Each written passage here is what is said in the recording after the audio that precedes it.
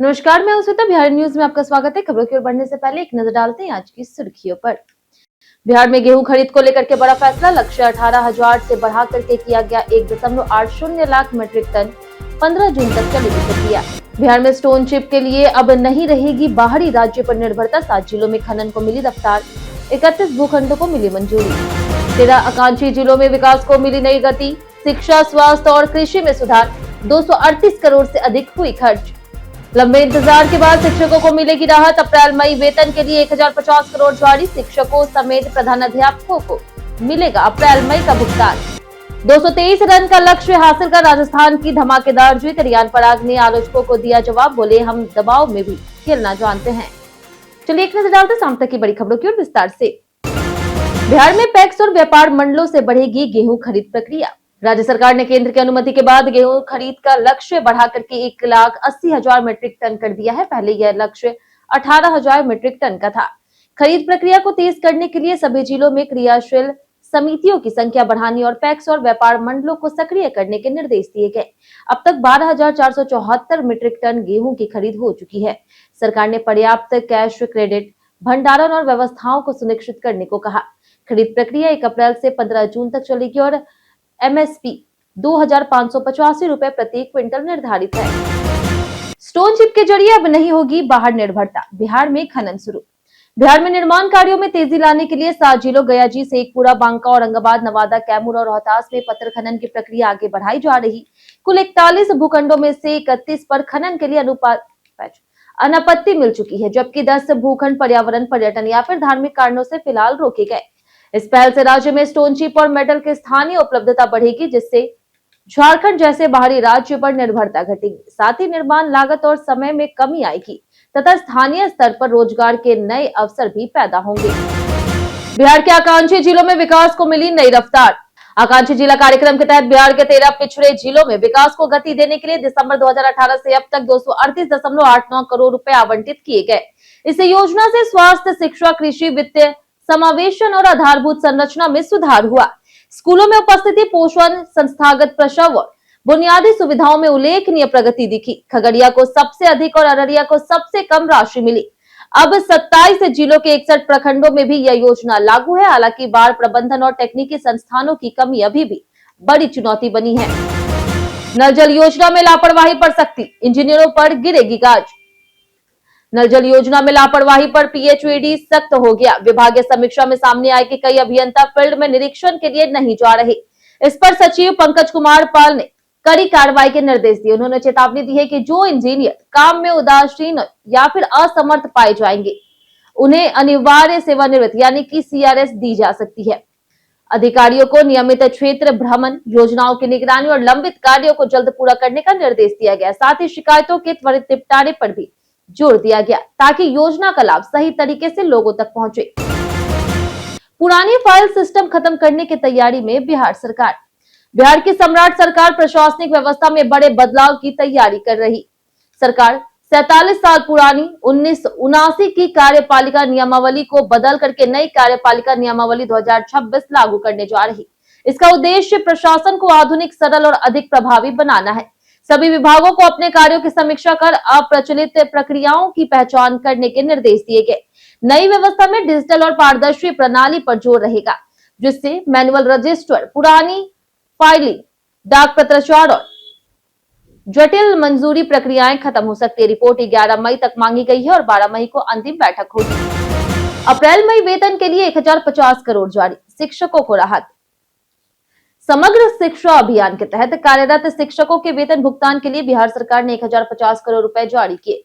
इस राशि से अप्रैल और मई महीने का वेतन दिया जाएगा। शिक्षा विभाग ने इसकी अधिसूचना जारी कर महालेखाकार को भी जानकारी दे दी है। यह राशि पंचायती राज और नगर निकाय संस्थानों में कार्यरत शिक्षकों, उत्क्रमित मध्य विद्यालयों के स्नातक प्रशिक्षित शिक्षकों और प्रधानाध्यापकों को मिलेगी। कुल 1054 करोड़ रुपए स्वीकृत थे, जिनमें से अधिकांश राशि जारी कर दी गई है। विभाग ने जिलावार सूची भी जारी की है ताकि जल्द भुगतान सुनिश्चित किया जा सके। बिहार नक्सल मुक्त घोषित, 4 जिलों में अब भी कड़ी निगरानी। बिहार को नक्सलवाद से पूरी तरह से मुक्त घोषित किया गया है, जहां पिछले 1 साल में एक भी नक्सली वारदात नहीं हुई। फिर भी जमुई, लखीसराय, गयाजी और औरंगाबाद को एलएनटी जिले के रूप में चिन्हित कर सतर्कता बरती जा रही। एसटीएफ के अनुसार कई इनामी नक्सलियों के आत्मसमर्पण और गिरफ्तारी से नेटवर्क खत्म हो गया। जनवरी से अप्रैल तक 18 नक्सली गिरफ्तार हुए और 11 ने आत्मसमर्पण किया। साथ ही 720 अपराधियों की गिरफ्तारी, 35 इनामी बदमाशों की पकड़ और हथियार बरामदी से कानून व्यवस्था मजबूत हुई। मिड डे मील सुधार के लिए 9,000 रसोइयों को मिल रही ट्रेनिंग। बिहार के सरकारी स्कूलों में मिड डे मील की गुणवत्ता सुधारने के लिए करीब 9,000 मुख्य रसोइयों को बोध गया के होटल प्रबंधन संस्थान में प्रशिक्षण दिया जा रहा। 30 अप्रैल तक चलने वाले इस कार्यक्रम में चावल, सब्जी, खीर, अंडा करी जैसे पौष्टिक स्वादिष्ट भोजन बनाने की टेक्निक सिखाई जा रही। इसमें कई जिलों के रसोइये शामिल है। प्रशिक्षण का उद्देश्य छात्रों को बेहतर, स्वच्छ और स्वस्थ वर्धक भोजन उपलब्ध कराना है, क्योंकि पहले गुणवत्ता को लेकर के शिकायतें मिली थी। प्रशिक्षण के बाद रसोइयों को प्रमाण पत्र भी दिया जाएगा, जिससे स्कूलों में भोजन की गुणवत्ता में सुधार की उम्मीद है। ईओ की हत्या पर सीएम ने 25 लाख की सहायता का किया ऐलान। भागलपुर के सुल्तानगंज नगर परिषद में कार्यपालक पदाधिकारी कृष्ण भूषण कुमार के दिन दहाड़े हत्या पर मुख्यमंत्री सम्राट चौधरी ने गहरी संवेदना व्यक्त की है। उन्होंने इसे कर्तव्य निष्ठा का सर्वोच्च बलिदान बताया और परिजनों को 25 लाख रुपए की सहायता तथा राजकीय सम्मान के साथ अंतिम संस्कार की घोषणा की। हमले में सभापति राजकुमार गंभीर रूप से घायल हो गए, अस्पताल में इलाजरत है। घटना के बाद पुलिस ने मुख्य आरोपी का एनकाउंटर कर दिया। वहीं बिहार नगर सेवा संघ ने विरोध जताते हुए 48 घंटे की चेतावनी के साथ अनिश्चितकालीन हड़ताल की बात कही। पटना हाईकोर्ट का बड़ा फैसला, 283 अभ्यर्थियों की नियुक्ति पर लगी रोक। पटना हाईकोर्ट ने 283 अभ्यर्थियों को बड़ा झटका देते हुए दरोगा पद पर उनकी नियुक्ति पर रोक लगा दी है। खंडपीठ ने कल पीठ के आदेश को पलटते हुए कहा कि भर्ती प्रक्रिया 2023-24 में पूरी हो चुकी, इसलिए अब हस्तक्षेप उचित नहीं है। कोर्ट ने स्पष्ट किया कि सुप्रीम कोर्ट के आदेश से नियुक्त 133 अभ्यर्थियों की तुलना इनसे नहीं की जा सकती, क्योंकि वह विशेष श्रेणी के लिए था। 2004 की भर्ती से जुड़े इस विवाद में 283 अभ्यर्थी समानता के आधार पर नियुक्ति की मांग कर रहे थे, जिसे हाईकोर्ट ने खारिज कर दिया। संजय सरावगी समेत 12 विधायकों को पटना में मिला आवास। बिहार सरकार ने विधायकों को पटना में आवास उपलब्ध कराने की प्रक्रिया तेज कर दी है। भवन निर्माण विभाग ने 12 विधायकों को विभिन्न वीआईपी क्षेत्रों में आवास आवंटित किए और इसका आदेश जारी कर दिया। इनमें भाजपा प्रदेश अध्यक्ष संजय सरावगी, पूर्व उप मुख्यमंत्री रेणु देवी और गर्दनीबाग, हार्डिंग रोड और बीरचंद पटेल पथ जैसे इलाकों में आवास दिए गए। इस पहल का उद्देश्य विधायकों को राजधानी में बेहतर सुविधाएं देना है और उनके कार्यों को सुचारू रूप से संचालित करने में मदद करना है। मार दिया तो मार दिया बयान पर तेजस्वी ने मांझी को घेरा। दिल्ली में बिहार के एक युवक की हत्या के बाद सियासत तेज हो गई। केंद्रीय मंत्री जीतनराम मांझी के कथित मार दिया तो मार दिया बयान पर नेता प्रतिपक्ष तेजस्वी यादव ने कड़ी आलोचना करते हुए माफी की मांग की। उन्होंने कहा कि दिल्ली पुलिस केंद्र के अधीन है, इसलिए सरकार जिम्मेदारी से नहीं बच सकती।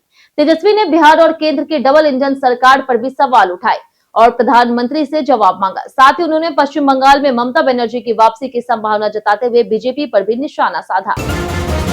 बिहार विधान परिषद उपचुनाव में अरविंद शर्मा बने बीजेपी उम्मीदवार।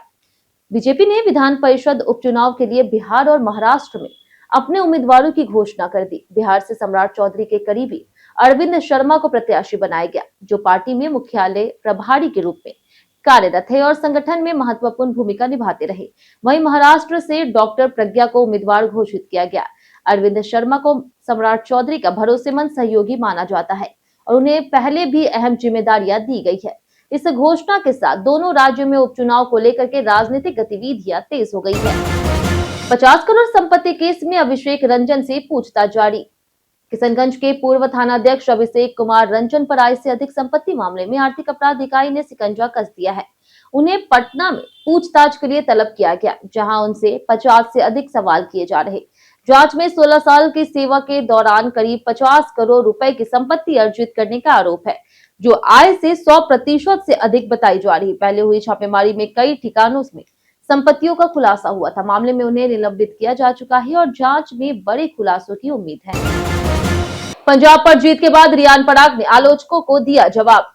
राजस्थान रॉयल्स ने 233 रन के लक्ष्य का पीछा करते हुए पंजाब किंग्स को 6 विकेट से हरा दिया। इस जीत में डोनोवेन फरेरा और शुभम दुबे की नाबाद साझेदारी ने मैच पलट दिया। जीत के बाद कप्तान रियान पराग ने मिडिल ऑर्डर पर उठ रहे सवालों का जवाब देते हुए आलोचकों को करारा जवाब दिया। उन्होंने कहा कि टीम को अपने खिलाड़ियों की क्षमता पर पूरा भरोसा है और बाहरी आलोचना उनकी चिंता नहीं है। पराग ने जोर देकर कहा कि टीम हर मैच से सीख करके आगे बढ़ रही और सुधार पर लगातार काम कर रही। बीते दिन हमारे द्वारा पूछे गए सवाल का जवाब आप लोगों में से बहुत लोगों ने हमारे कमेंट बॉक्स सेक्शन में लिख कर दिया है। जिन्होंने हमारे द्वारा पूछे गए सवाल का जवाब दिया उनके नाम है लक्ष्मी मेहता, नरेंद्र कुमार, दीपक कुमार, गौतम दास, चांदनी पासवान, विनोद शाह, रंजित मिश्रा, जितेंद्र ठाकुर, आदित्य प्रधान, नगेंद्र कुमार, राम बाबू दास, अमीर सोहेल, आनंद कुमार, नौशाद रजा, मिंटू सोनी, बाबूलाल मरांडी, संजय मंडल, संजीव कुमार, रवि मोहन वर्मा, फयाज अंसारी, अनवर करीम खान, रौनक कुमार, राजेश कुमार, मुन्ना राय, शिवम कुमार शुक्ला, शिव शंकर, कमलेश कुमार और अर्जुन राम। इसी के साथ बढ़ते आज के सवाल की। और आज का सवाल है, अगर आपको एक दिन के लिए बिहार का मुख्यमंत्री बना दिया जाए तो सबसे पहला फैसला क्या लेंगे? आप अपना जवाब हमें हमारे कमेंट सेक्शन में लिखकर जरूर बताएं। आज के लिए इतना ही। बिहार की तमाम खबरों के साथ बने रहने के लिए देखते रहे बिहारी न्यूज और साथ ही अगर यूट्यूब चैनल पर देखें, चैनल को सब्सक्राइब कर दें और अगर आप फेसबुक पेज पर देख रहे हैं तो लाइक और फॉलो जरूर करें।